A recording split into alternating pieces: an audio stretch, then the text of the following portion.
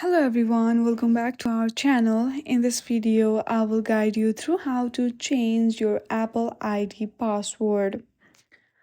To change new password for your Apple ID, first of all, open your settings on your device.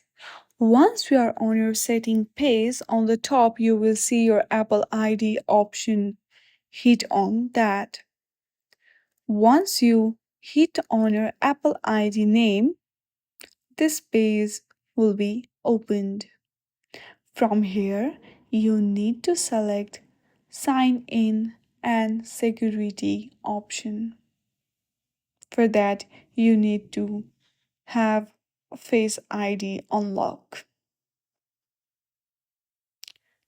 Once you do that, there you will see an option of change password. Hit on that. Now type the new password on the top and the verify by typing re-entering your password in the button. In this very easy step, you can easily change your Apple ID password. I hope you like this video. If you like this video, then please do not forget to like and subscribe to our channel. Thank you for watching.